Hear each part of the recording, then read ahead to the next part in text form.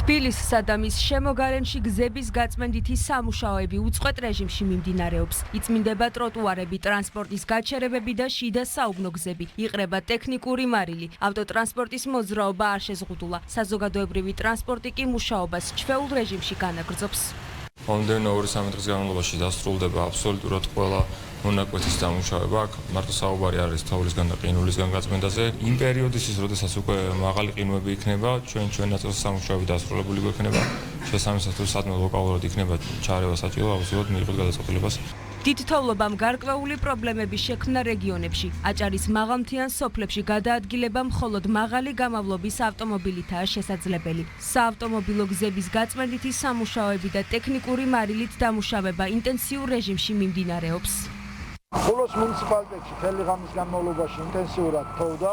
დილიდან დაიწყო ადმინისტრაციული ერთეულებთან მისასვლელი გზების გაწმენდითი სამუშაოები, რომლებიც ამ დროისათვის დასრულებულია. იწმინდება შიდა საუბნო გზები, მიწოს 25 ერთეული ტექნიკა.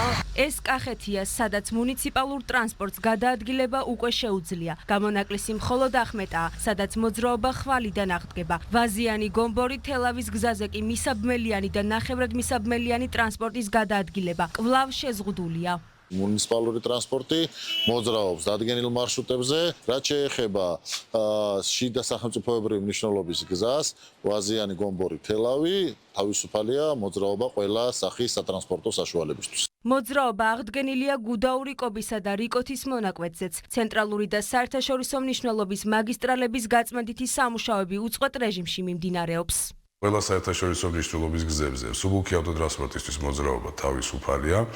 რჩება გარკვეული შეზღუდვები მაღალმთიან რეგიონებში, ასევე მინდა აღვნიშნო, რომ 24 საათის განმავლობაში ყველა საჭირო მიმართულებით მობილიზებულია თოვლსმენდი ტექნიკა, იყრება ტექნიკური მარილი. სინოპტიკოსების პროგნოზით მალე თოვა შეწყდება, თუმცა ჰაერის ტემპერატურა კიდევ უფრო დაიკლებს. დასავლეთ საქართველოში -5 გრადუსი, აღმოსავლეთ საქართველოში კი -10 გრადუსია ნავარაუდევი. ღამით ველოდებით ყინვას, დასავლეთ საქართველოს დაბლობში -5-0 გრადუსის ფარგლებში, აღმოსავლეთ საქართველოს ბარში უფრო ძლიერი ყინვა იქნება -10, -5 გრადუსი, ზოგან შესაძლებელია -15 გრადუსამდეც.